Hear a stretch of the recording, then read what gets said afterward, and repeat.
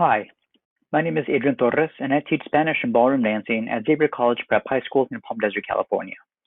Today we're going to explore an LMS called Google Classroom. Google Classroom is a learning management system that is built around G Suite apps. This LMS helps teachers organize course content, communicate with students on one secure platform, and assign work to individual students, to groups of students, or to an entire class, even more than one class, simply with a click of a mouse. Students can work individually on an assignment or collaboratively by tapping into the power of G Suite tools like Google Docs, Google Sheets, and Google Slides. Google Classroom is free and easy to use. All you need is a G Suite for Education account. So let's take a look at Google Classroom. To get started, go to google.com and log into your Google account. Once there, click on your Google Apps menu, a little waffle in the upper right-hand corner, and look for the icon called Classroom. Since I use it fairly regularly, it's up toward the top. You might need to scroll down to locate yours. You can access Classroom by clicking on this icon or by going to classroom.google.com. And you arrive at your Google Classroom homepage. If you have classes already, you're going to see classes listed here. But go to the upper right-hand corner to the plus sign, and you're going to create a class. So class name, I'm going to say Español 2 CP sección. I'm going to say third period, so tercera hora, WL for world languages, and then room, you know, your classroom. Once you have all this good information in here, you simply hit create, wait a few seconds for Google to run its magic. And here we have our Español 2 Google Classroom. So a little bit of that lag time was Google making the class, but also creating a folder in your Google Drive that is going to be specific to this Google Classroom. Everything and anything that is generated or added, posted to this classroom will be confined to that one folder in your Google Drive. So in terms of organization already, it's going to do that for you. We have Stream tab, a Course Work tab, a People tab, and a Grades tab. Okay, so we've created a class. The next step is to invite students. You can click on class code. When you click on this, you can see what the class code is. You can select it, copy, and paste it into an email, send this to your students. When students log into Google Classroom, instead of creating a class, you're going to ask them to join class, and they'll need to enter this class code. This code is specific to this Google Classroom. Once students get this code and join the class, you will see them appear here under the People tab. So little by little, they'll begin to trickle in. Now, you can also hit the plus here adjacent to students, and you can enter students' email addresses. Once you do that, you can click on invite, and students will receive a link with an invite that they'll use to join your class. It's really that simple. I sometimes will have a colleague who teaches the same level join my class as a student, so you can do that as well. I also have in the past co-taught a course, so under teachers you can hit plus, and if there is somebody that is going to be co-teaching with you or use the same resources as you, you can add them as a teacher. Now that does give them access to this class, so be mindful of that. All right, so this is how you would add people. So class code allows students to access, join this course. And this is a new feature too. You can have a Google Meets link generated automatically. So generate Meet link, you would click on this and automatically generate a link. You can copy paste this, send this out to students, hit save. But since students will be accessing this Google Classroom, it's going to automatically appear for them. They just click on this and they will be directed automatically to Google Meets, join you in your virtual classroom. Alrighty, so you click on this settings icon. This just allows you to go ahead and go back and make any modifications to your class details. If for whatever reason you need to change your class code, you're able to reset this code. If you also want to disable it, that means that it'll be only by invitation. So let's say somebody gets access to your class code and they shouldn't be in your classroom. You can always just disable it once you have everybody in your class. We can reset the code. So again, that's going to be an example of the code being reset. One more time so you can see that. And give this code to any students that are going to be joining from that moment on. Again, you can just disable it and do it invite only if you so desire. Also, the Google Meets link that we just activated, that we just generated, you want to make sure that this is visible to students. There was a section, there's a tab called grading. You are able to set up a gradebook within Google Classroom. Most schools have a separate method of record keeping for academics. So if you want to activate this, it's important to tell students that this is a gradebook, but it may not be the gradebook that is used to factor in all assignments.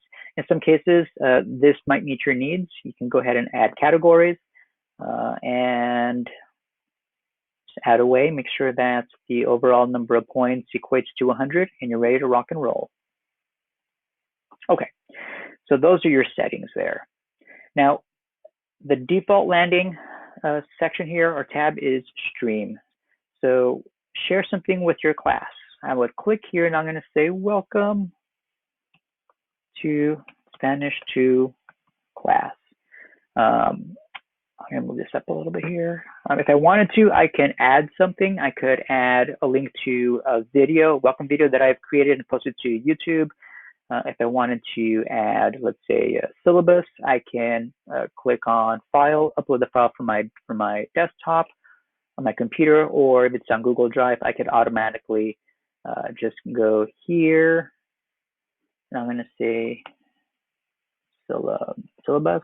I'll search my Google Drive, and let's say Spanish syllabus, add it, and there we go. I can indicate that this is for my Spanish 2 class that I just created. If I have, let's say, 3 sections of Spanish 2, I can just click those boxes and this will be sent out automatically to all of my sections. Also, you have here all students. As you get more students joining your class, you'll see this populate. And if you want to send a message out to a specific group of students, you can also do that.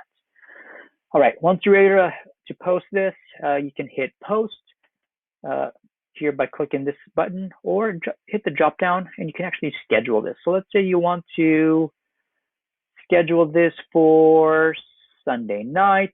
Monday's the first day of school. You can set this up for, let's say, Sunday morning, and that will be sent out to students on Sunday morning. Okay. Students can actually also respond to my announcements, respond to my posts.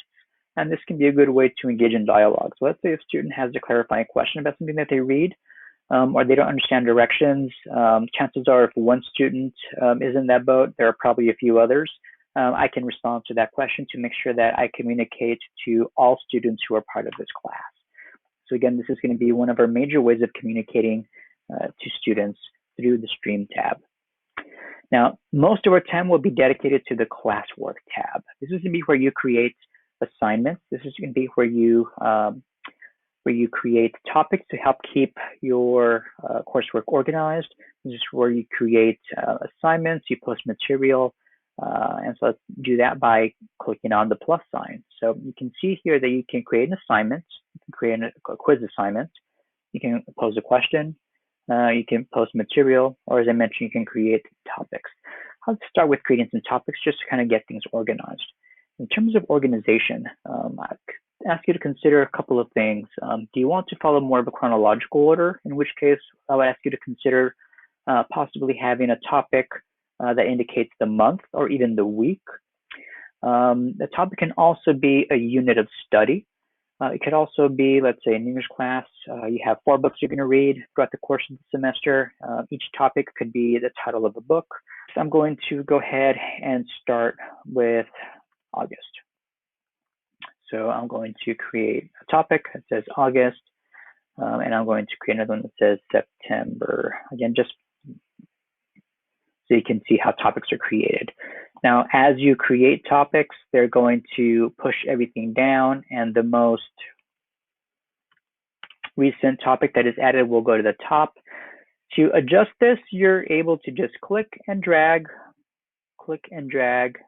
and move your topics around. If you want to edit your topics, you can just click on this action menu here. You can rename. If you want to delete it, you can go ahead and click delete and further organize that way. That's how you create topics. Now, within a topic, you can also create an assignment, pose a question, or post a material. This is how I like to see this. Material is something that is one directional.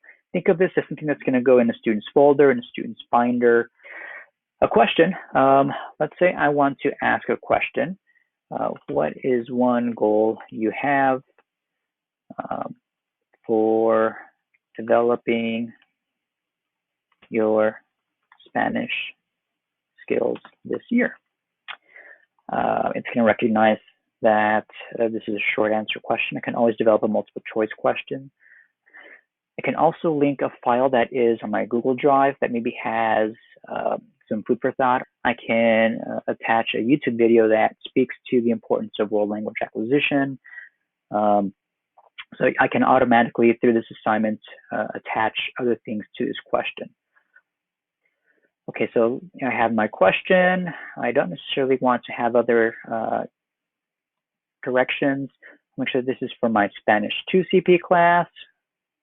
That's correct. All students will receive this. I can choose to add a point value if this is going to go into the gradebook. Let's say just for completion, I want kids to answer this question, 5 points in the gradebook. Or if this isn't necessarily for points, I can just click on ungraded. I'm going to ask that students respond to this question by first day of classes on Monday. I'm going to ask that they submit this by Tuesday midnight. Okay. I also am going to allow students to reply to one another. That's going to be something that you can activate or deactivate. And you can also allow students to edit their answers. Let's say they submit something and they have a change of heart. If you want them to be able to go back and change their response, you can activate that feature. Under topic, I want to make sure that I categorize this assignment. I want it to be housed somewhere, so I'm going to place it under August. Or let's say I wanted to create another topic that is just nuts and bolts. I can create another topic here through this option. So I can immediately ask my question, or I can schedule my question. Or let's say I want to say this is a draft. I'm not quite ready to push this out. I'm going to just ask the question here. So it is now being asked. If I have any expectations, I can make sure that those go here. If I have any rubrics that are going to be used on a regular basis, this could be a good spot to make sure that anything that is relevant for the entire year that's good for students to know, place in one section here. Whatever gets rolled out for August, September, October, or for week 1, week 2, week 3, unit 1, unit 2, unit 3, I can then choose to organize under those topics. I want to now create an assignment where I'm going to have students, let's say we're going to fast forward to our first project. I'm going to have students research recipes. I'm going to have them on a Google Doc, copy the link of 3 different dishes that they find, a breakfast item, either a salad or a dessert item, and dessert, and one main dish. So I can do that by, let's say I don't have a file or a template, I can create one right here. So I would just hit create. Now I'm going to hit create a doc. I'm going to create a Google Doc. So within Google Classroom, I'm generating a brand new document. And I'm going to call it Spanish Project Research. And I'm going to say fall 2020. Now, again, I want students to, I'm going to insert a little table here. And I said breakfast. I said salad or dessert. And then I said main dish.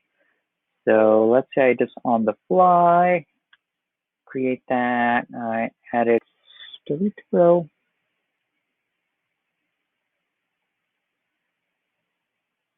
Let's say I'm going to have them pick a country of origin, pick a country, and then from there explore breakfast, salad, dessert, in a main dish. So I am going to copy this title, copy, paste, and this is the name of my document. So I created this through Google Classroom. And here, again, the directions are research foods and then a video. So let's say I want to also add a video here. So there's a video that I liked on YouTube. Doña Maria, she does a great job of walking you through the kitchen and all the kitchen utensils, what's important for being successful in cooking. I can just copy paste that link, do a search, and this is a video I want to upload. I'm going to click on that and add it. So students are going to be receiving this video. You can watch this video. And this is in preparation for becoming familiar with some of the tools that they're going to need to know how to describe and utilize in their project for making their dish. And they're also going to have this little assignment here, which we edited here. That they're going to receive. Now, again, we want students to be able to not just view, not just edit the file. When you click on edit file, it means that all of your students are going to edit this one file. That could be a disaster because that means there's just one file. Everyone's working on it simultaneously. Good for collaboration, but not if you want each individual student to have their own copy. If you want each student to have their own copy, you would simply say, make a copy for each student. This means they each get their own copy. They each get to fill out this information, and they will each be able to return their work to you. Okay, so instructions, that's clear. You have a Google Doc. You have the video. It's assigned to my class. All students, this is going to be 10-point assignment. And click assign, and it's being assigned. Okay, so here's an assignment that is going to be rolled out to my students. This is an integrative performance task, and I'm going to show you what this looks like. So if you were to create an assignment, this is something that is going to be two-directional. This is an assignment that is going to be issued to students, and then they're going to need to submit something in response. So, proyecto, programa de cocina, tu receta. So I'm going to have students make a cooking show in which they're going to talk about how to prepare a recipe. So I'm going to give them this set of instructions, everything that is necessary for the project, all the guidelines, my expectations, and then the rubric that will be used to evaluate, to assess their project. This is an audiovisual project. They have to make a cooking video, and by clicking add here, I've been able to add a file, and I was able to add the rubric, attach that. So if I click on this, you can see what the rubric looks like. So what you just saw, students are going to get this, and I want students to be able to view this. They can also edit the file. I don't need them to, I just want them to view this. I want to set this up so that I can grade this. So, okay, all students are going to receive this. This is a 30-point assessment. This is going to be due, I have a certain due date, I have my topic, and under rubric, I can click on rubric, and I was able to create a rubric through Google Classroom. So I just enter my criterion, add a description, and then enter my point value. I enter the title for each performance level, and then a descriptor.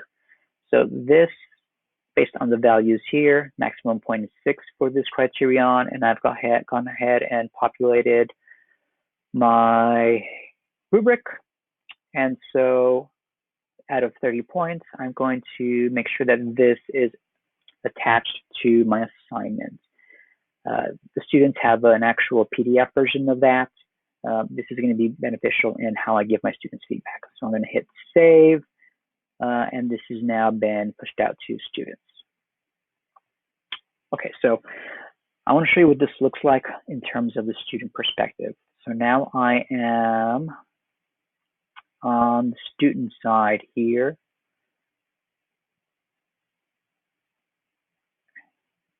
Move this out of the way. And they see under Unidad 3, Gastronomía, they see this assignment. So they're going to click on View Assignments. They can see, again, how the directions through the PDF, and they can see the breakdown as well in terms of the rubric. So if I'm going to, let's say I finished my video project, it's on my desktop, I'm going to add or create, I'm going to upload the file from my desktop and the video, las recetas, click upload. You'll see the progress bar here for the file to upload. And we upload our video, and as a student, I'm going to make sure that I turn this in, okay? So do I want to turn this work in? I'm turning in my assignment.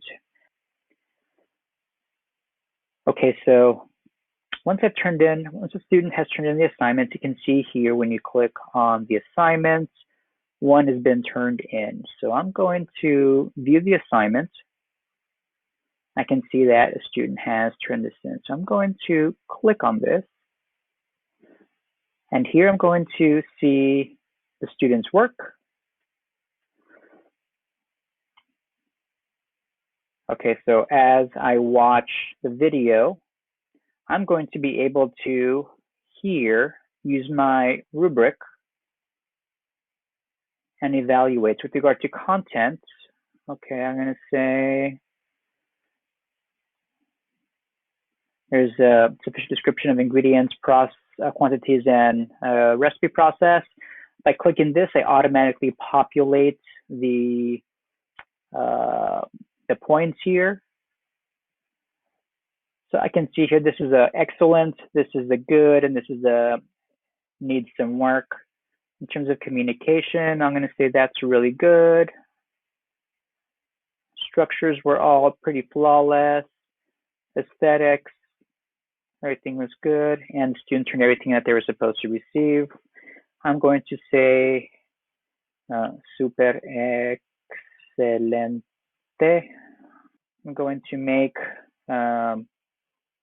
this recipe for dinner this upcoming weekend for my family. And I would hit post. And once I've graded this, I can see that the overall grade is this. Toggle back and forth from one student to the other by clicking on these arrows. And when I'm ready to return the assignment, I just hit return. And the student is going to then receive my feedback through the built-in rubric that I created, as well as my personal comments here. So again, this is a pretty neat way to communicate with students, give students feedback. It's pretty simple process. It does take some time to get used to, but once you develop a few key rubrics, once you get the hang of using the grading system here and providing feedback to your students, it's pretty neat and pretty easy. I'm going to show you from my ballroom class how I can give feedback. So I'm on my ballroom section here. I'm going to click on classwork. I was absent for a couple of days, and so I had students watch clips of a movie called Strictly Ballroom. And I asked that they work on some questions. So this is the template that I used, that I pushed out to my students, and they each got their own version. I'm going to click on View Assignment. When I click on View Assignment, this is going to allow me to see the work that was turned in. I can see all my students' names. I can see the if it was turned on time, if it was done late, or if it's missing. So I'm going to click on a student here, and I'm going to take a look at her responses. Okay, so here we have an example of student work. So you saw the blank version. Student has populated this again, just like they would a worksheet. This is all done virtually. I'm gonna make a comment by highlighting something and leave a comment. I couldn't agree more.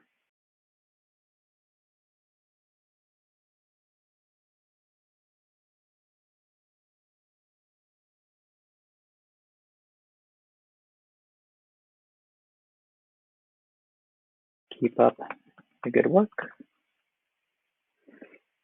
And I can, again, well articulated, leave some comments for the student. And I'm going to give the student 30 points, and I can return the assignment. In terms of what else we need to know, I want to show you one way of organizing your topics. I want to draw your attention to a really neat way of being able to help provide students with structure. Structure is really important in the organization of online content. The teacher did a wonderful job of organizing assignments.